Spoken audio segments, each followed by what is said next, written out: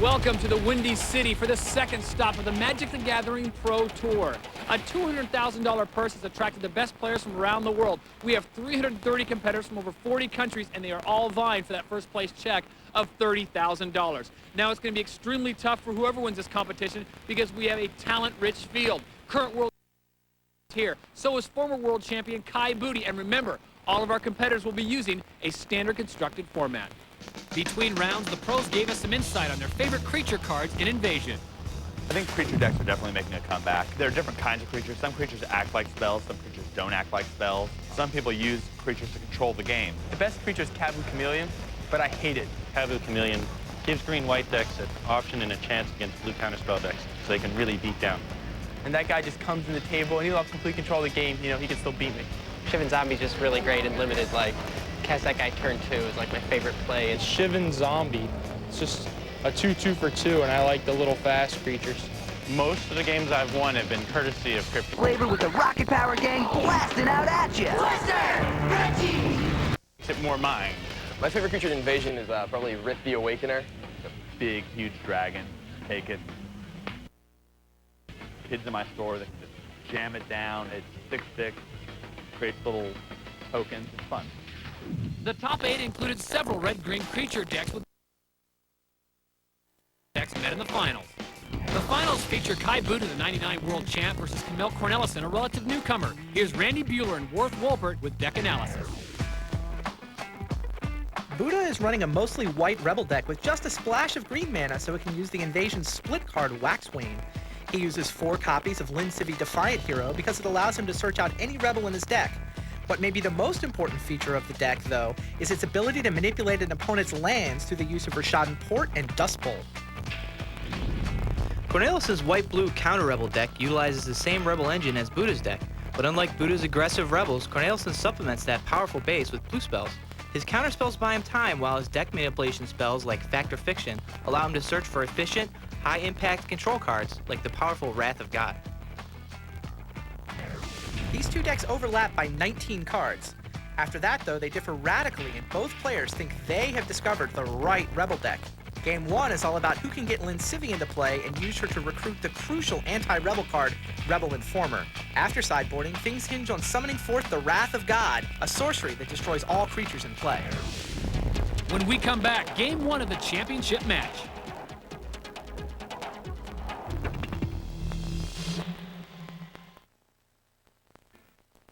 With a $30,000 first place prize on the line, the final match is sure to be tense. Let's go to Worth and Randy for the call.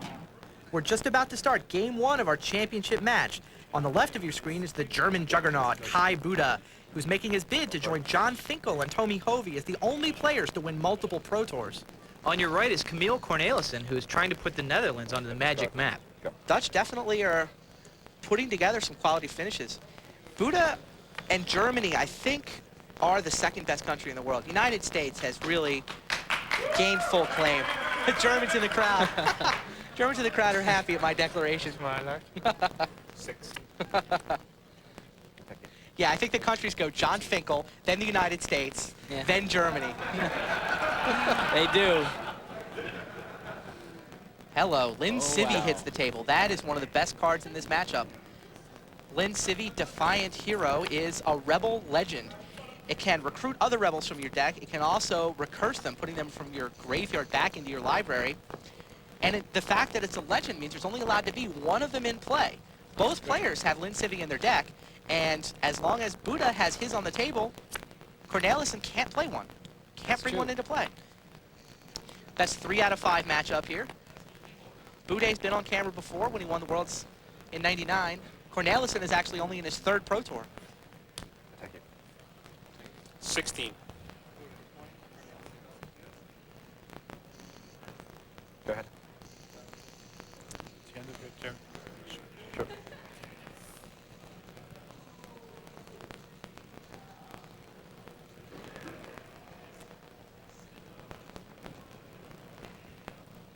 Cornelison uses Ramosian Sergeant right here, spends 3 mana to recruit another rebel out of his deck into play.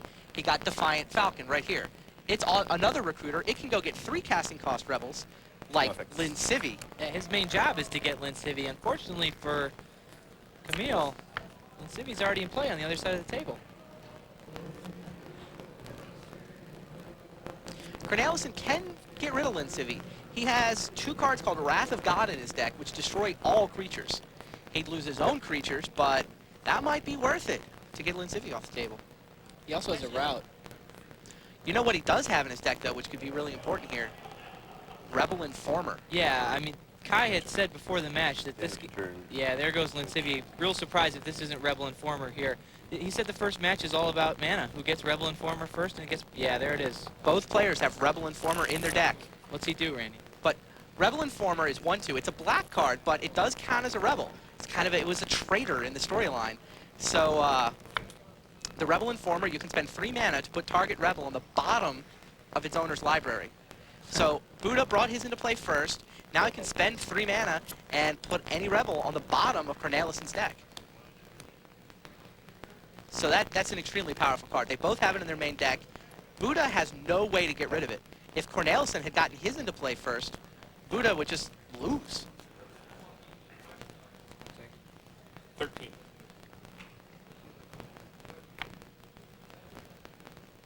Go ahead.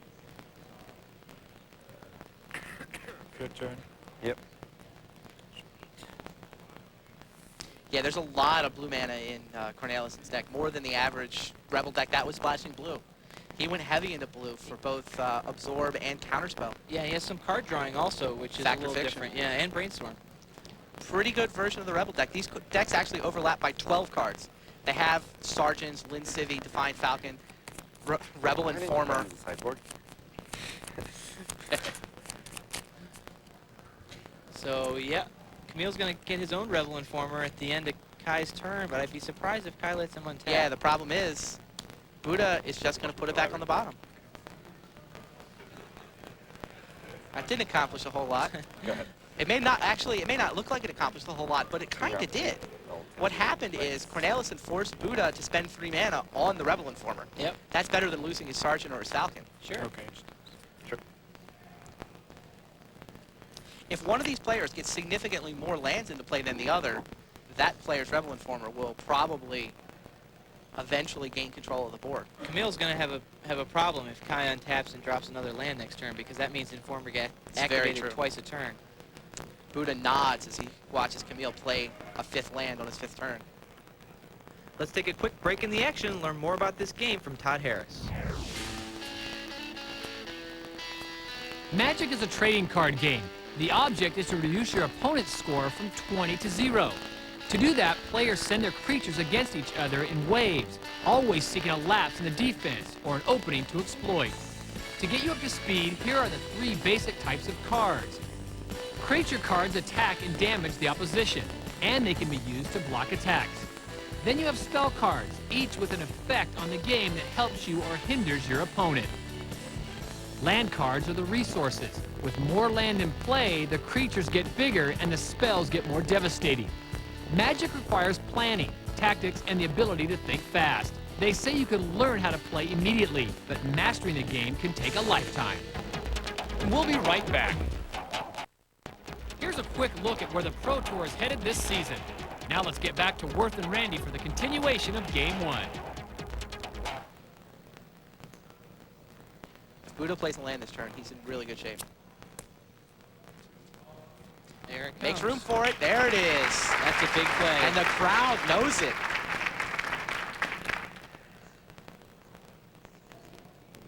Informer. Yeah, both these decks are primarily white, but between them, they've got 3 other colors. Rebel Informer.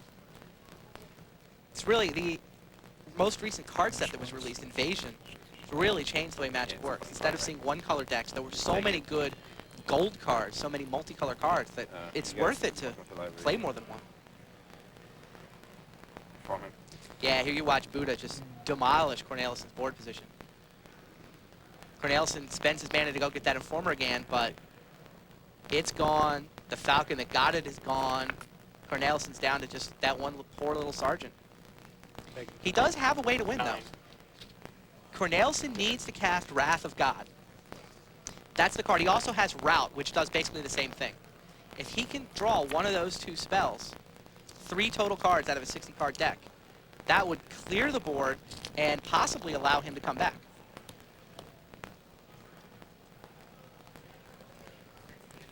Here's something. Oh. Oh my. Wow. Oh my. Wait a minute, I think there were 4 cards that could help. I forgot one. Yep. There's 1 copy of Dominate in Camille Cornelison's deck. That's One quite the dominate. saucy dominate right there. Wow. Buddha smiles. 1 Dominates. He knew that with tapping out there was only 1 card that could hurt him. Actually, the fact that it's an instant means that Cornelison could just wait till whatever point where Buddha tapped out. Yeah. Wow. That was awesome. Take it. I'll take it. 6. The thing is that Cornelison is down to 6 life. Is it possible for... Oh, you look at Booty. Buddha Aggro. is just going to swarm him. It's like, all right, the Rebel Informer portion of the game is over. Drop my hand. I'm just going to try to punch through 6 points of damage before you can stabilize the board. Yeah, it's interesting, too. He has Longbow Archer in his deck, which, number 1, and most importantly, is not a Rebel It's true. right now. And number 2, Kai thoroughly felt that that was excellent in the mirror matchup, and I agree with him. 2/2 first strike can block any flyer. Really, really good. And it's Summon type Soldier. Yeah, that's the important part. Yeah, so Buddha dropped 3 different creatures. Cornelison's deck is different than the average finalist deck, I think, in the variety of spells he plays. Most people will put 4 copies of a lot of spells in their deck. That way, they kind of try to figure out which is the best card and then play the maximum allowed number of that card. Oh. Interesting. Route. That's one of those Wrath of God effects we were talking about. Destroy all creatures. Wow. Gotcha. So Rebel Informer goes back into Buddha's graveyard at least. Not only route, but counterspell mana up, too. Yeah. It's kind of too bad for Cornelison that he wasn't able to use the Rebel Informer that he stole. But he did force Buddha to commit 3 extra creatures to the board, that making that route devastating. Buddha can't... Wow. Wow! Oh, my. So Buddha used Rashad Port to tap one of the islands, making it impossible for Cornelison to cast any counterspell that he might have in his hand. That 3 mana, Lynn Civi number 2. Holy cow. What an amazing turn of That events. was amazing. Swinging back and forth. Gotcha. Drop card.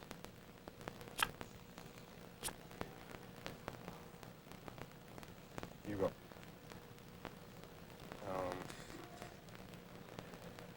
Set the planes. Kai's going to use his Rashad Port right here to tap Set another Cornelison's white mana during his upkeep so that Wrath of God isn't an issue. Right, Wrath of God requires 2 white mana to cast. Cornelison can only play 1 land a turn, so it's if Buddha sticks to his plan of tapping all 3 white sources during Cornelison's upkeep, there's no way for Cornelison to ever cast Wrath of God. Oh, and no planes. Yeah, this game's probably about over. There's no dominates left. There's no routes left. We've forgotten any other one-ofs? I don't think so. That one, Wrath of that God one disenchant doesn't doesn't do any help. good. Nope. Pretty cool game. Yeah, really, really neat game. And Buddha told us beforehand that the game 1 would be silly. Drop that. Whoever gets Rebel Informer down first will win. Well, that may be true, but it's a lot more complicated than he seemed to think it would be. 6.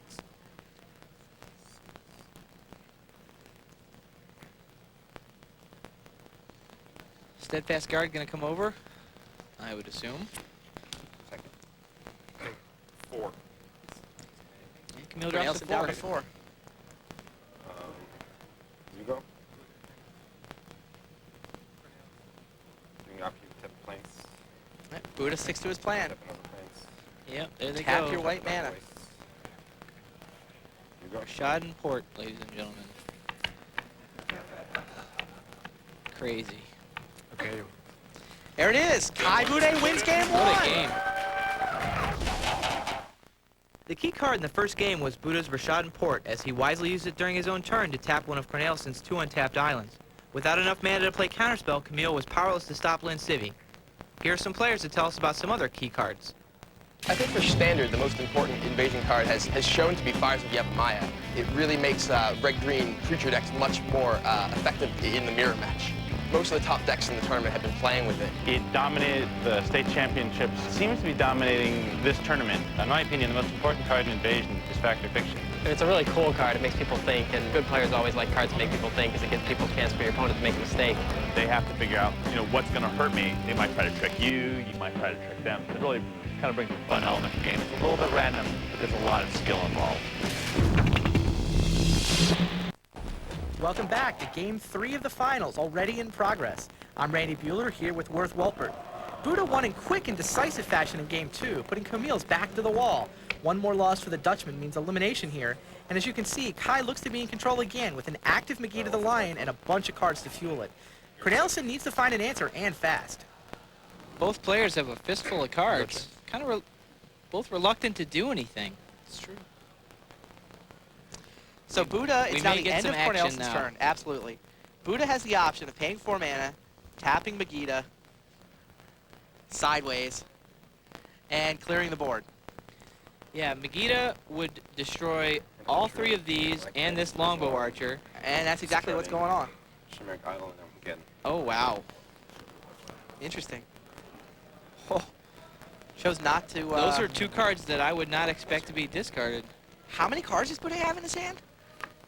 2 more? 3 more. Oh. 3 more cards in his hand. That's got to be scary if you're Camille right now. He discarded 2 of the best cards in this match. I mean, I get Megiddo's better, but that's really surprising. The rest of his hand must just be total gas. 13. Sean Porch. Oh, boy. Wow, he's going with the turbo port plan. Go ahead. I think it's the tap all your blue and next turn Armageddon plan. I think you're probably right. Okay. Port taps Coastal Tower. Port taps Coastal Tower. This board's probably going for Addercar. Or Island, sure. Wants him to take a damage if he wants blue mana. So again, next turn, Buddha will be able to untap. He can spend 2 mana to tap the Addercar and then better cast... be Land Wrath. Oh, boy. Here it comes. Bad news bears.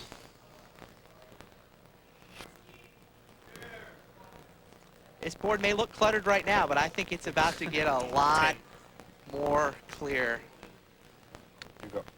Really? Tap Ghost Throw. What's going on? I'm confused. Ghost Throw. Why would he discard the Armageddon? Tap for blue.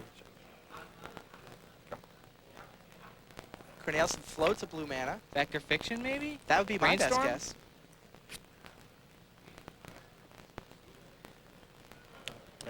Yeah, sure. Holy cow, I don't get it. Yeah, I'm surprised. Buddha had Cornelison just helpless. Could not really defend himself with just 2 planes and an Addercar untapped. Couldn't defend himself from anything, but Buddha apparently doesn't have threats.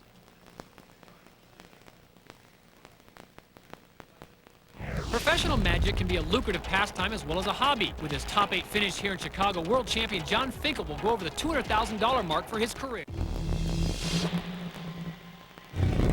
We're continuing with Game 3 of the finals, where Camille has just played a brainstorm so he can look at the top 3 cards of his library. Be really interesting if there's no land played this turn, because that means the next 2 turns aren't land either, I would assume. Since Camille knows the top 2 cards of his deck via that brainstorm. Oh yeah, there's a land. No Wrath though. Sure. Draw card. Now what? Slap is 10. 10. Oh, second. What's the German juggernaut got up his 7. sleeve?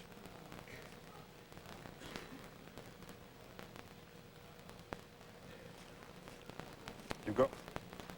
Nothing. Wow. Oh.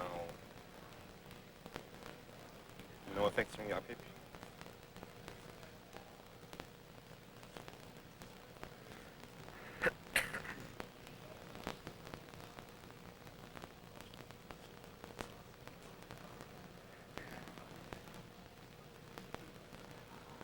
I think Cornelson's as confused as we are. After you draw, I would like to tap your plus the top.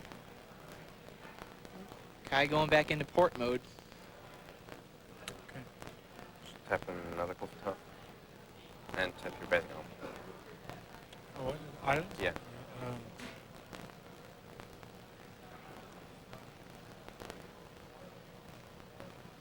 Tap for mana.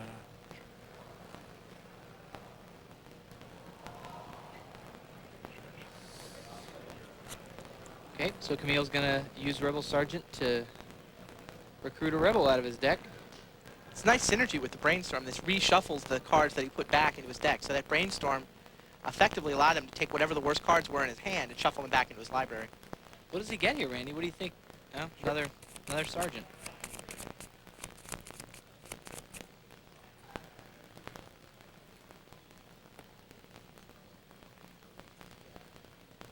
Gotcha. Yep, and that's all Corneliuson's got. Draw card. Corneliuson's life total is certainly dropping quickly. I mean, Megiddo alone could win this game. It would be a little surprising that the first Megiddo for Buddha would just go all the way, given that Corneliuson has Five Wrath effects in his deck. Well, minus Megiddo's 5 Wrath against, yeah. Yeah, he has 3 Wrath of Gods, 2 routes. 5 ways to kill Megiddo. And some card drawing to go looking for it. But I'll tap your arms. oh, here comes something. Okay, finally we get a little action. Now Buddha taps the island. He's got Corneliuson down. There it is! About time, Kai! There it is! He can't keep the smile back. He knows that Armageddon should win him this game and this title. It's possible we could have the flawless victory here. Sergeant. Go ahead. Wow, Buddha on the verge of a sweep. If Camille's forced to block with his Rebel Sergeant, they'll have nothing in play. Oh, there's a basic land. No flawless victory for Kai. Thank you. Bring it. Corneliuson's guy, he's in trouble. There's not a whole lot he can do to recover from this. That 3/3 creature is just going to attack him until he runs out of life points. Corneliuson concedes! Wow. Kai Bude wins Pro Tour Chicago.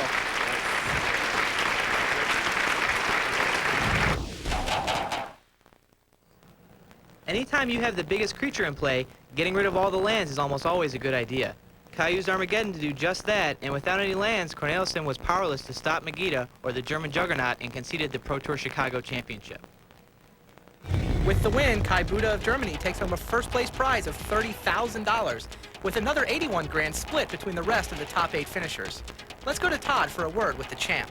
I'm joined now by former world champion Kai Bude, who joins a very elite group, 2-time Pro Tour winner. Kai, first of all, congratulations. A surprise victory for you? Yes, I thought I would lose my final match against Camille Corneliuson, but I'm very happy and excited to win it. I did test the deck a lot, but I didn't think I could win my semifinal and final match.